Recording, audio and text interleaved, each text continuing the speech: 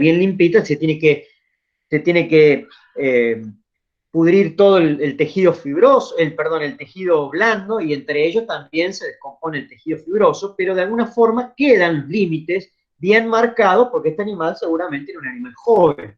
Entonces acá estamos viendo distintos tipos de suturas. En este caso, como tiene ese aspecto, todo así como una sierra, como un borde aserrado, se le da el nombre de sutura cerrada. Bueno, hay un montón de clases diferentes de suturas. Sutura serrata, acá estamos viendo lo que mencionaba hace un principio, ¿ven?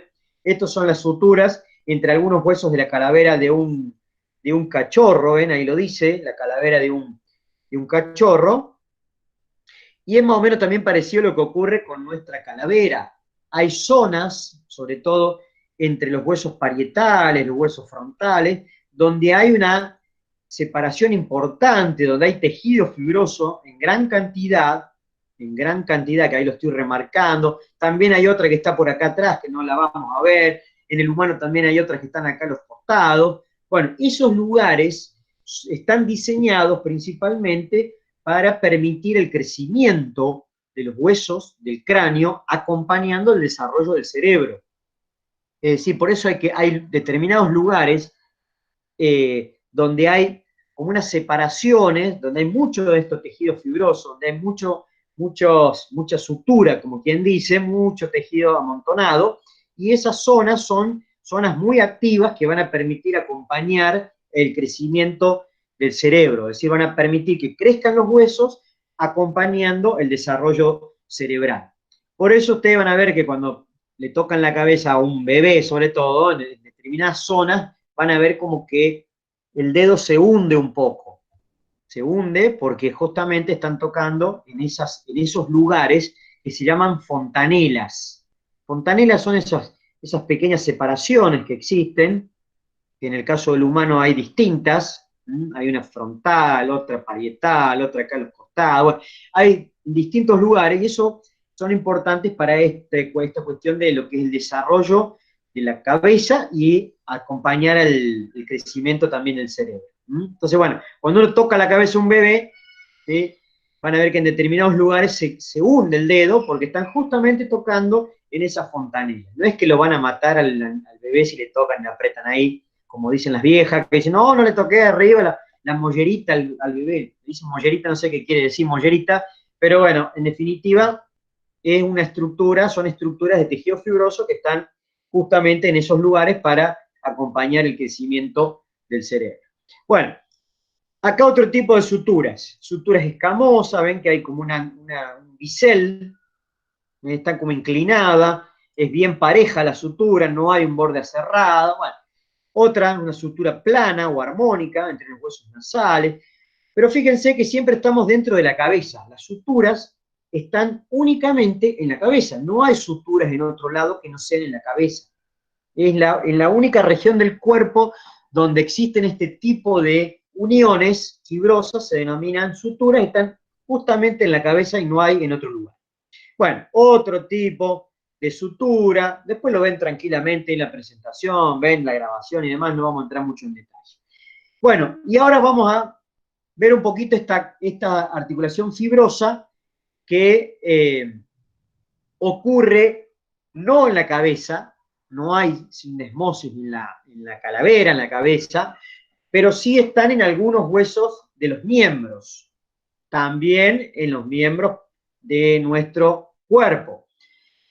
En general, el tejido fibroso que está ubicado determinado en la unión de los huesos tiende a ser un poco más grueso, más denso, como dice ahí. Hay mayor cantidad de tejido fibroso, generalmente hay una separación un poquito mayor entre los huesos que están participando, por ejemplo, como ocurre entre los metacarpianos o metatarsianos del caballo, entre la tibia y el peroné nuestro, por ejemplo, también existe ese tejido fibroso que está metido entre medio, también ocurre entre el radio y el cúbito de algunas especies. Bueno, este tejido lo que hace básicamente es permitir un leve, pero prácticamente imperceptible movimiento. No nos damos cuenta de que ocurre ese movimiento entre los huesos que estamos mencionando.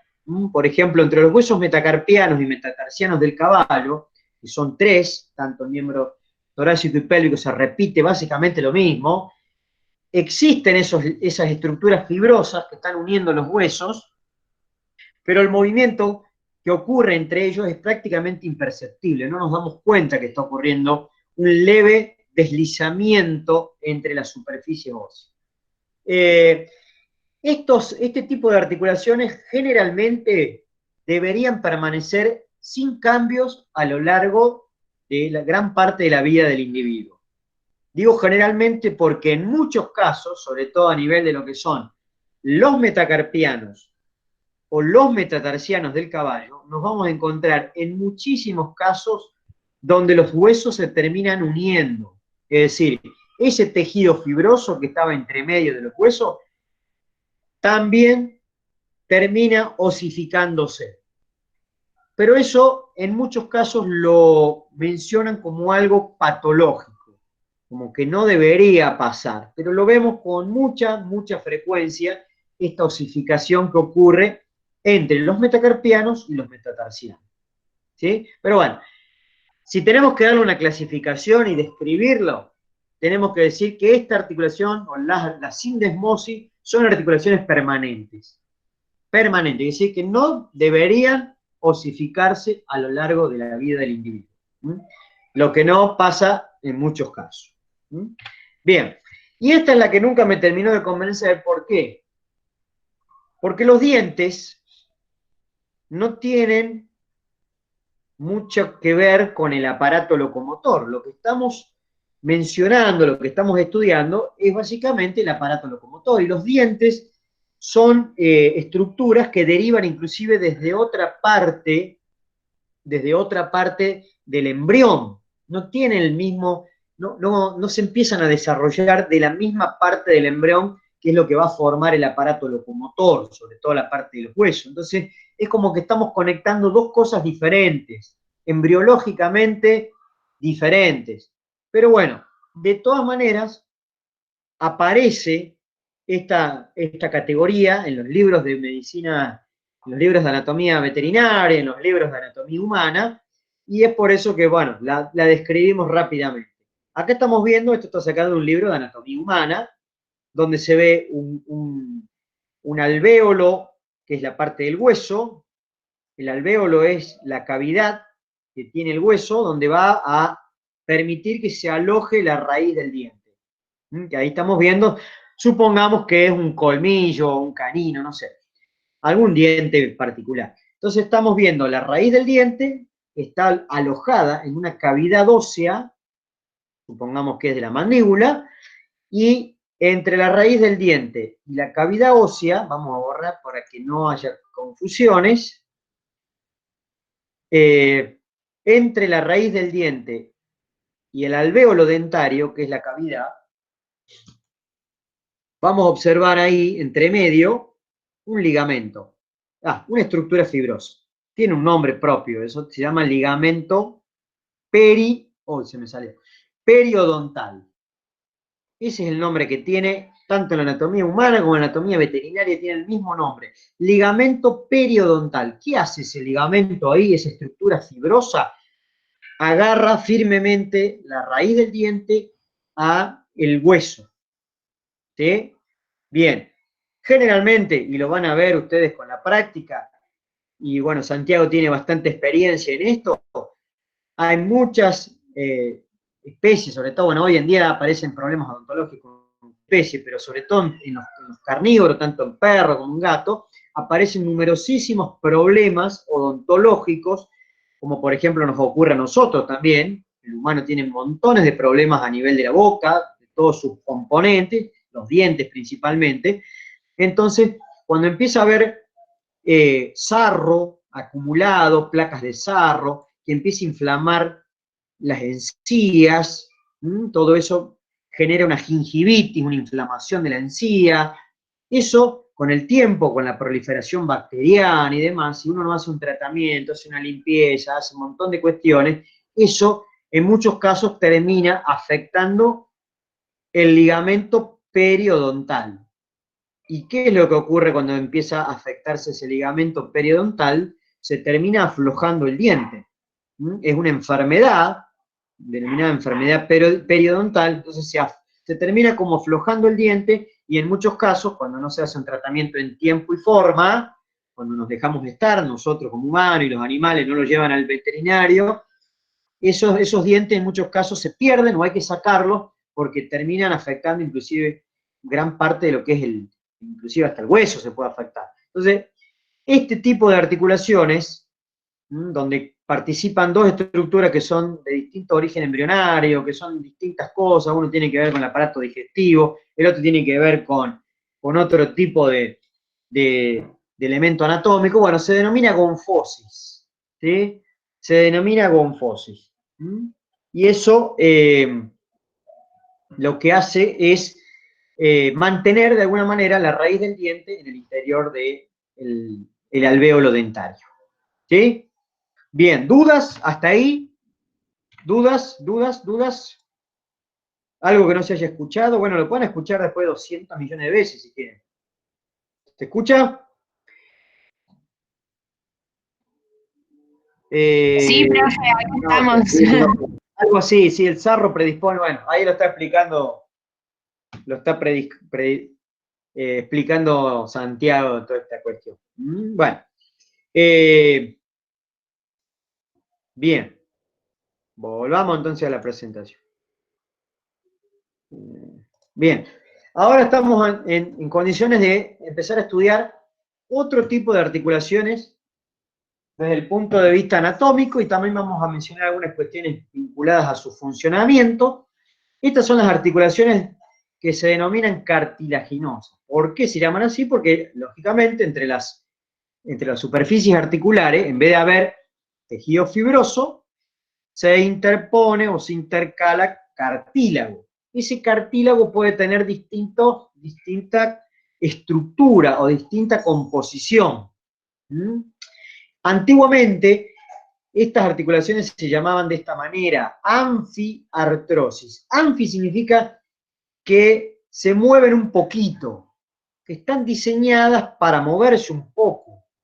Acá por ahí sí se puede llegar a notar en algunos casos algún tipo de movimiento, pero en general va a depender mucho de la cantidad de cartílago que haya metido entre las superficies óseas. Entonces, estas articulaciones semimóviles, también se llaman así, o articulaciones más o menos móviles, lo que está intercalado entre las superficies óseas es cartílago. Ese cartílago puede tener distinta estructura. Puede ser cartílago hialino, que tiene determinadas características, o puede ser una mezcla de tejido fibroso y cartílago. Es una mezcla, no es cartílago puro, como en este caso que es el cartílago hialino, sino que en esta situación el cartílago está mezclado con tejido fibroso. De ahí va a depender que, dependiendo, si tenemos cartílago hialino, va a ser una sincondrosis, y si tenemos fibrocartílago, va a ser una sínfisis. Va a variar. Fíjense la cantidad de nombres que estamos metiendo, el lenguaje anatómico, que esto muchas veces se transforma en una cosa confusa porque hay muchos nombres similares, muchos nombres muy similares, sincondrosis, con sindesmosis, con sinostosis, con sínfisis, todo parecía que es exactamente igual, pero no. Son todos términos anatómicos que indican estructuras diferentes o articulaciones distintas. Entonces, si lo que está entre los huesos es cartílago hialino, vamos a estar viendo una articulación de tipo sincondrosis. Si lo que está metido entre los huesos es fibrocartílago, es una sínfisis. Eso también va a depender de si estas articulaciones van a ser posteriormente temporales o permanentes. Fíjense que también está esta cuestión de que con el tiempo algunas de estas articulaciones pueden desaparecer, se pueden osificar, y otras no deberían hacerlo, deberían mantenerse a lo largo de la vida del individuo sin osificarse. ¿Mm? Bueno, y acá está un poco de qué va a depender también el grado de movimiento, porque hay un breve movimiento, hay un leve movimiento entre las superficies articulares. Primero va a tener que ver con las formas de la superficie. Dependiendo de la forma que tenga, puede permitir más o menos movimiento. Esto también es muy importante, la cantidad de tejido que haya.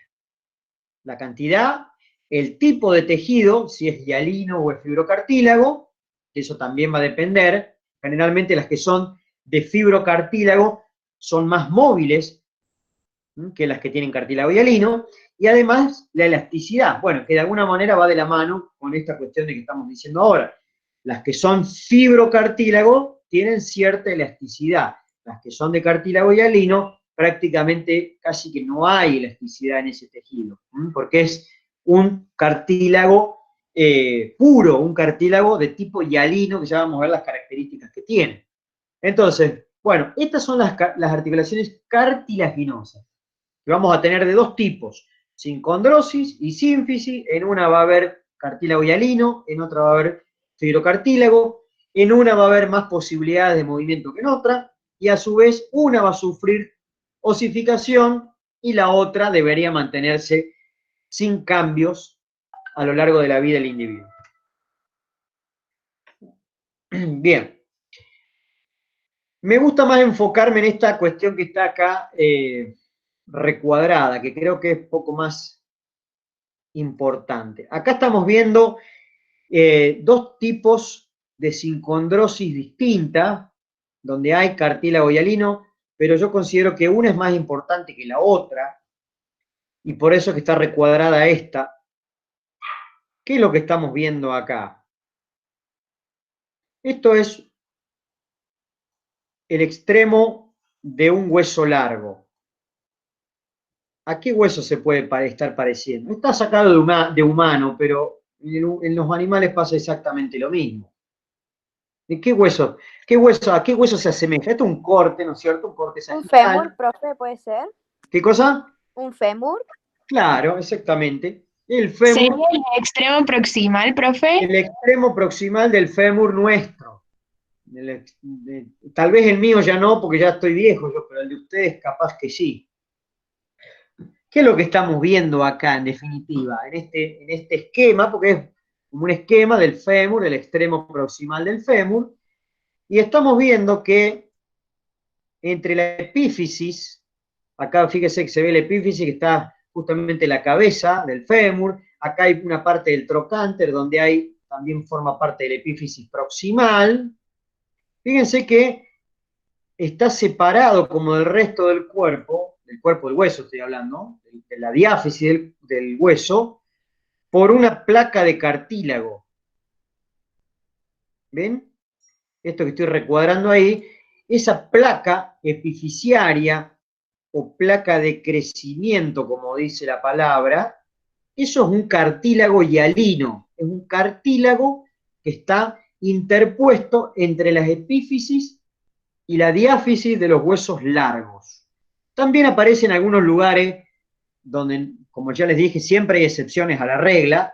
Por ejemplo, acá en la mandíbula, bueno, ya no se nota más. En el caso de la mandíbula del caballo, tiene entre medio hay un cartílago de tipo hialino, pero me gusta más remarcar y darle importancia a esto que estábamos mencionando al principio. Está ese cartílago, ese tipo de cartílago hialino, que es un cartílago más bien blanquecino, brillante, que se puede romper, que se puede fracturar, que es un cartílago resistente, pero que se puede quebrar, como quien dice. Bueno, ese cartílago hialino, que está intercalado entre la epífisis y la diáfisis de los huesos largos, es realmente importante.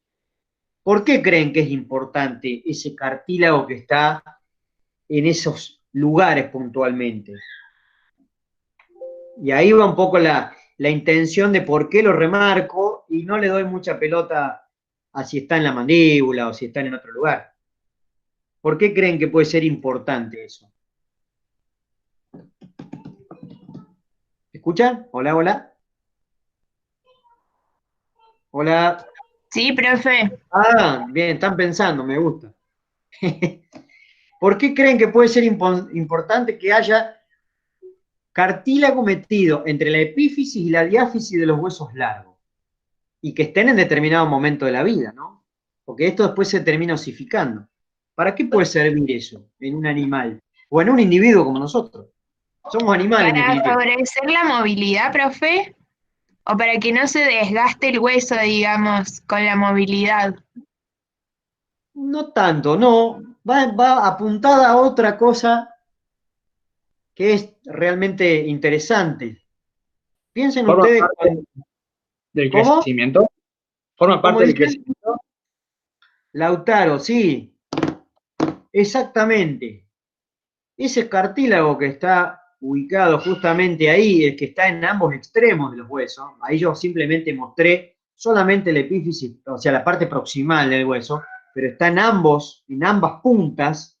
Esos cartílagos son fundamentales para permitir el crecimiento en longitud, para que ese fémur, cuando uno nace, que tiene, no sé, ponele 25 centímetros, al mes tenga 30, a los 2 meses tenga 32, a los 5 meses tenga 40, y hasta que llegue un momento de la vida, tanto en nuestro caso como de los animales, en que ese fémur no va a crecer más en longitud. Se va a frenar el crecimiento. ¿Sí? Ustedes, capaz que todavía, muchos de ustedes todavía estén en crecimiento, porque tienen a lo mejor 17, 18 años, 19 a lo mejor alguno. También va a depender si es una hembra o un macho, o sea, una nena o un varón, va a depender también de eso. Pero en definitiva, estos cartílagos que están intercalados en los huesos largos son fundamentales para que los huesos puedan crecer en largo. Y por eso casualmente están en todos los huesos largos. ¿Sí? Por eso los animales van ganando altura y nosotros también vamos ganando altura. Cada vez somos más altos, salvo que tengamos alguna patología y no podamos crecer o tengamos algún problema nutricional o alguna cuestión hormonal o alguna cuestión que no permita que esto crezca, ¿no? Pero en general eso, las cuestiones que están diseñados estos cartílagos para ir depositando nuevo hueso y permitir que ese hueso vaya ganando longitud, para que sea cada vez más largo, hasta que llega un momento que se frena. ¿Sí? A lo mejor ustedes todavía están en crecimiento, pero a lo mejor faltan un par de años y ganaron esa altura y ya está. Y se frenó la altura y por más que hagan lo que hagan, ya no van a crecer más. Eso es lo que le pasa también a los animales. Todos los huesos largos tienen eso en las extremidades. Cuando están en etapa de crecimiento, cuando se detiene el crecimiento, eso va a ser reemplazado por hueso. Ese cartílago de crecimiento, ustedes en, lo van a estudiar en histología, ¿sí? Que es otra manera de encarar la anatomía, nada más que de forma más microscópica, y van a ver cómo están, digamos, está organizado ese cartílago y van a ver que hay partes del cartílago, de las células cartilaginosas que se están transformando en hueso. Es decir, le están aportando, le están dando más hueso para que ese hueso gane altura, gane longitud. ¿Mm? No sé si hice mucho lío con lo que traté de explicar. Profe, Sí, hay que hacer una consulta. Y en el caso de que suframos alguna ruptura o, no sé, nos quebremos, ¿si eso se produce algo ahí en cuanto al crecimiento del hueso? sí, o sea, si hay, por ejemplo, uno durante la etapa del crecimiento, ya también le pasa a los animales, ¿no es cierto? Los animales en crecimiento, estas zonas son zonas mucho menos resistentes que el hueso, son zonas débiles, porque lógicamente estamos hablando de una estructura que es cartílago, que no es hueso, porque el animal está creciendo, o nosotros también cuando estamos creciendo, entonces son zonas que son como puntos débiles. Si hay una lesión, por ejemplo, un traumatismo, y lamentablemente, por ejemplo, quiero simplemente dar un ejemplo. Se desprende, por ejemplo, en el golpe, en el traumatismo, se desprende la cabeza del fémur, porque se rompe el cartílago de crecimiento, y bueno, si no hay, lógicamente, un tratamiento, una cirugía y demás para nuevamente acomodar esto, y seguramente va a quedar una deformación, un problema, seguramente va a ocurrir. Por eso es que hay que tener cuidado, sobre todo en los animales y también lo mismo nosotros durante la etapa del crecimiento, que por ahí como son puntos débiles, esos cartílagos se pueden llegar a lesionar. A veces hay ruptura de hueso y junto con el hueso también se rompe un pedazo del cartílago. Eso ya lo van a estudiar, todo el tipo de clasificación que hay de este tipo de lesiones. ¿Sí? Hay toda una clasificación de este tipo de fracturas que tiene un nombre raro que ahora no vamos a mencionar porque vamos a agregar más nombres raros, entonces no es la idea. Pero bueno, son lugares débiles, ¿sí? Son lugares que están diseñados, son lugares muy activos donde las células ahí están proliferando permanentemente para que el hueso pueda crecer en longitud. Sí. Profe, sí. Una pregunta, ¿y si el animal o la persona naciera ya con una deformación en ese hueso? En ese caso, ¿qué es lo que pasaría? Sí, primero hay que ver si el problema está ahí, porque a lo mejor puede haber una deformación en cualquier otra parte, puede ser una deformación en el propio tejido óseo, no en el cartílago de crecimiento. Por eso es que hay que hacer estudios. ¿Sí? Uno por ahí ve un animal como el que les voy a mostrar ahora, un animal chueco, miren. Profe. Esto es un animal chueco que está en crecimiento. ¿Sí? ¿Lo están viendo ahí? ¿Se ve? Sí, profe. Sí, profe. Sí, profe, se lo ve. Es un potrillo. Es un potrillo y lógicamente está creciendo. ¿Sí? No es un enano ni un caballito adulto chiquitito, no es un falabella, es un animal en crecimiento, es un potrillo que está en crecimiento. Entonces, este animal, si ustedes prestan atención, tiene uno de sus miembros bastante derechito, el miembro torácico del lado izquierdo es bastante derechito, pero el miembro torácico derecho, cuando ustedes lo ven, fíjense que cuando llegamos a esta altura, se desvía. ¿La desviación que tiene? ¿Se nota o no se nota la desviación? Sí, profe. Bien, Sí. no es que esté parado ve. porque es así, canchero, bichito, no, tiene un problema, ¿sí? Una desviación en el miembro torácico del lado derecho.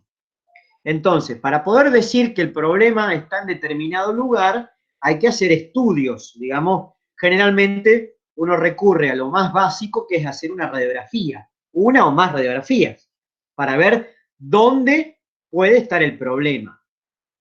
¿Dónde puede estar el problema por el cual el animal está teniendo uno de sus miembros, desde la mano, está siendo chueco, tiene una chuequera? Eso después van a aprender cómo se llama, cómo se la clasifica, cómo se puede tratar, qué alternativas tenemos, cuánto tiempo tenemos para hacer algo. Bueno, toda esa cuestión falta tiempo todavía, pero yo lo muestro ahora para que vean que tiene que ver con lo que estamos estudiando.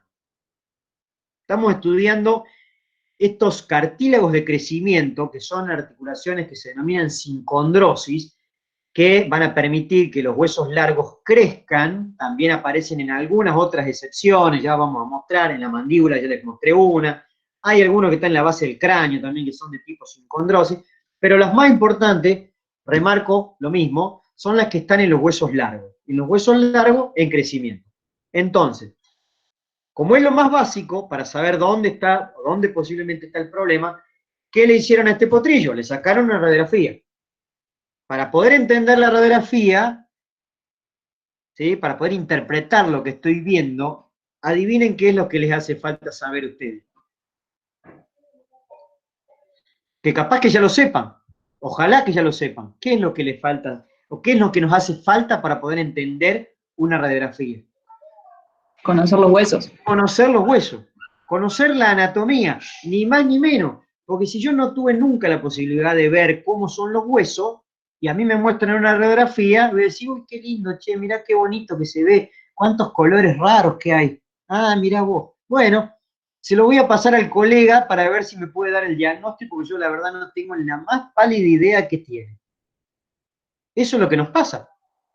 Cuando no tenemos la posibilidad de saber cuestiones anatómicas, y esto es prácticamente indescifrable. No sabemos qué es lo que estamos viendo, porque no lo conocemos, no tenemos idea de cómo está diseñado el esqueleto de los animales. Entonces, ya ahí partimos mal. No sabemos interpretar una radiografía porque, lógicamente, no tenemos la herramienta, es decir, el conocimiento previo, que es el conocimiento anatómico. Saber cómo son los huesos. Entonces, se le resacó una radiografía. Y acá estamos viendo que para poder después, estos son algunos truquitos que ustedes van a aprender, para más o menos tener una idea de dónde puede estar el problema, generalmente se le coloca al animal, antes de sacarle una radiografía, se le coloca un alambrecito pegado a la piel, o se trazan después dos líneas en la radiografía, una línea que vaya pasando como por el medio del miembro, bueno, acá no lo voy a poder seguir porque no tengo buen pulso con el mouse, fíjense que hay dos líneas acá, una línea blanca que hace así, que baja, que pasa como por el medio de acá del antebrazo, y otra que sigue pasando por el medio, pero más abajo. Bueno, fíjense a dónde se cruzan estas dos líneas. ¿Lo alcanzaron a ver ahí? Vamos a borrar porque hice un desastre. Sí, profe, se ¿Se ve? entiende. Bien. Entonces, vinculado con lo que estamos diciendo, ahora yo no quiero que sean expertos en revisar radiografía, ni en patología, ni nada por el estilo, pero es simplemente para mostrar la importancia que tiene esto de saber que existen cartílagos de crecimiento en los huesos largos y que cuando se afectan estos cartílagos por un montón de causas, que también van a ver cuáles son las causas que pueden llevar a que se altere el crecimiento de estos cartílagos, puede resultar en una chuequera. Ahora le vamos a decir chuequera. Después de acá algunos años ustedes van a saber que tiene un nombre particular. ¿Sí? No van a decir, es chuequito. ¿Sí? El paisano va a decir, mire, doctor, el potrillo está chueco, véngamelo a ver qué se puede hacer. Pero ustedes después van a saber cómo se llama ese tipo de alteración, con los nombres técnicos, qué se puede hacer, cuánto tiempo tenemos, qué tipo de técnicas pueden utilizar, bla, bla, bla. Entonces, ¿qué es lo que estamos viendo acá? Acá estamos viendo el antebrazo. ¿Qué huesos hay en el antebrazo del caballo? El radio y el cúbito. El radio del cúbito. Principalmente es el que llega hasta distal de todo, porque el cúbito está muy poco desarrollado, solamente está en la parte proximal, del que prácticamente colabora con la articulación después con el carpo, que son los huesos que vienen más a distal, es el radio. ¿Sí? Porque prácticamente la ulna o el cúbito queda en la parte proximal, hay una fusión ahí de los huesos y prácticamente el que colabora prácticamente todo el antebrazo es el radio, ¿no? Pero está bien, son radio y cúbito. Ahora yo quiero que me digan hasta dónde llega el radio. ¿Llega hasta acá el radio? ¿Hasta ahí o llega hasta acá el radio?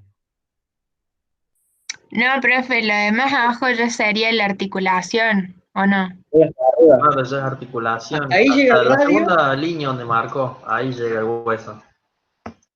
No, la ¿A primera. dónde está la flecha llega el radio? No, bueno, ¿O digo, acá? en la que marcó con el mouse. Y Yo, en todas las marqué con el mouse, pero en la que está con la no, flecha, perdón, profe, no se me entendió. ¿hasta ahí? Ahí, Sí, donde está la flecha. A dónde está la flecha. Ajá. Bueno, lamento decirles que el radio llega hasta acá. ¿Y qué es esa línea negra que está marcando la flecha? Lo voy Podría a ser borrar para que lo vean bien. podría ser el inicio donde está el cartílago, podría ser. No quiero que sean expertos en radiografías ahora, pero más que todo para que le veamos la importancia que tiene. ¿Qué hay ahí? ¿Qué es lo que marqué con la flecha? ¿Qué es esa línea negra? ¿Por qué no se ve en la radiografía? Porque es cartílago. O sea, esto forma parte del radio, esta parte forma parte del radio, y acá hay como una separación, hay como una línea negra, pero todo es radio, hasta acá abajo. El cartílago, profe. Y entonces, ¿por qué hay como dos partes del radio? ¿Sí? Porque este animal está en crecimiento. Entonces, ¿qué debería tener un animal en crecimiento en los huesos largos? Cartílago de crecimiento, y justamente el cartílago de crecimiento es lo que estamos viendo acá. En realidad estamos viendo una línea negra, una separación entre la